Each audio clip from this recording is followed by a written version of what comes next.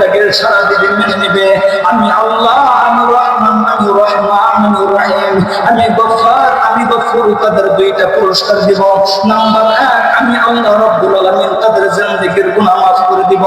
Number 2, আমি আল্লাহ তাদের জান্নাত দান করে দিব। আরে ভাইয়া, পরের একটি আয়াতে সূরা ইব্রাহিমের প্রথম নাম্বার আয়াতে আল্লাহ বলেন, আলিফ লাম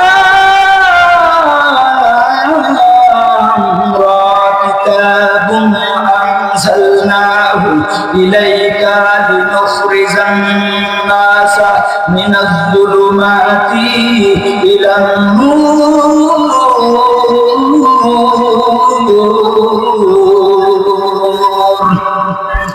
আল্লাহ বলেন, নবী যে तमाम পৃথিবীর মানুষগুলোকে আমি আল্লাহ রব্বুল আলামিন অন্ধকারের পথ থেকে আলোর পথে আনার জন্য এই কিতাবটা আপনার উপর নাযিল করেছি।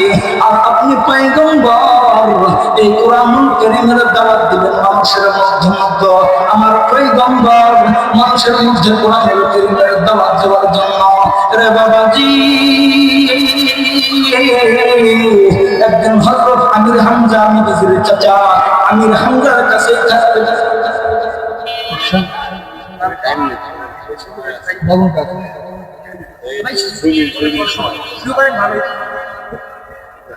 মুসলমান বন্ধুরে, নবীজির চাচা আমির হামজা নবীজিকে রাখিয়া এইবার জঙ্গলের দিকে যাইতেছিলেন, জঙ্গলে ঘুরে শিকার করার জন্য যাইতেছিলেন।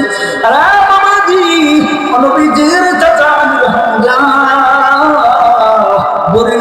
নবীজিকে রাখিয়া ঘরের ভিতর রাখিয়া নবীজিকে ঘুমাইয়া বিকেল বেলা নবীজির চাচা আমির হামজা জঙ্গলের দিকে যাইতেছিলেন।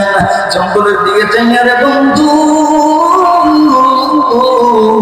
একটা হরিণের দিকে এইরকম ভাবে ধরিয়া যখন মারবে, তখন হরিণটা আল্লাহর কাছে ডাকতে বলে, মালিক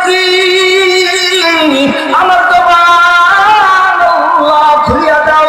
আমার আল্লাহ রাব্বুল আলামিন ওই হরিণটার জবান খুলিয়া দিল। আর হরিণ ডাকবে, কইরে আমির হামজা, তুমি আমারে মারার দরকার নাই, আমি হরিণটা নিয়ে তোমার বাড়িতে যাওয়ার জন্য রওনা দিছি। এবার আমির হামজা এইবার ডাক দিয়ে বলেন, হরিণ তুমি কেমনে কথা বলো? এইবার হরিণ ডাক দিয়ে কই, আমির হামজা শুনে নাও, তোমার ভাতিজা মুহাম্মদকে আবু জেহেল এমন ভাবে মারছেন গো, তোমার ভাতিজা মুহাম্মদ রক্তাক্ত হইয়া গেছে।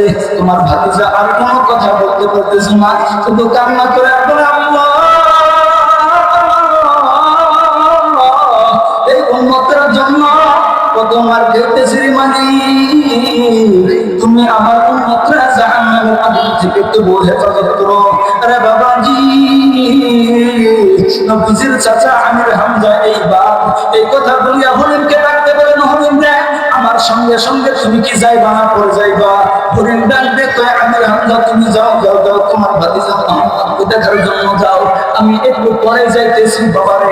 এইবার যখন আমির হামজা ঘোড়ার পিঠে চড়িয়া বাবাজি তোমরা দিয়া দিলেন, ও আমির হামজা বাড়িতে যাইয়া এইবার বিবিকে ডাকতে বলেন, বিবি রে এদিকে আসো, আমার তরবারিটা ধরতে গেল। এইবার নবীর আম্মা জান চাচি আম্মা ডাক দিয়ে বলেন, স্বামী গো, আপনার ভাতিজা মুহাম্মদের মা নাই, আপনার ভাতিজা মুহাম্মদের বাবা নাই, এই জন্য কি আপনার ভাতিজা মার খাবে? আপনার ভাই আবু জাহেল আপনার ভাতিজারে মারছে। এবার আমির হামজা ডাক দিয়ে বলেন, বিবি রে, তোমার বলা লাগবে না রে বিবি, আমাকে জঙ্গলার হরিণগুলো আমি আমির হামজাকে বলে দিয়েছে তোমার ভাতিজাকে মারছে। এইবার আমির হামজা এইবার ভাতিজা মুহাম্মদকে ডাক দিয়ে বলেন, ভাতিজা তোমারে কেমনে মারছিলি? ঘরের ভিতরে যাইয়া দেখে রে আমার নবীজি আল্লাহ আল্লাহ করে ডাকতে কয়,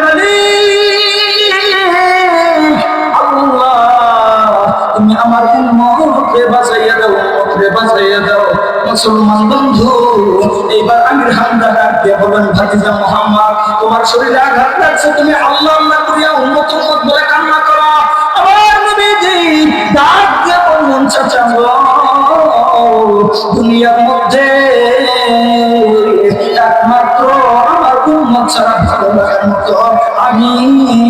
নবীজির কাছে কোনো কিছু নাই রে বন্ধু। এরপরে এবার আমির হামজা তরবারি নিয়ে যখন আবু জাহেলকে মারার জন্য যাইতেছিল, এমন সময় নবীজি মুহাম্মদ ডাক দিয়ে বললেন, চাচা কোথায় যাইতেছেন একটু বলো না। এইবার নবীজির চাচা ডাক দিয়ে বললেন, ভাতিজা মুহাম্মদ, তোমার যে আবু জাহেল আছে এই জন্য আবু জাহেলকে মারার জন্য যাইতেছিলাম। এইবার নবীজি ডাক দিয়ে বললেন, চাচা আপনি আমাকে খুশি করার জন্য যাইতেছিলেন, আপনি আমাকে খুশি করার জন্য যাইতেছেন আবু জাহেলকে মারার জন্য। আপনাকে বলি গো চাচা, যে কালেমার দাওয়াত দেওয়ার জন্য আবু জাহেল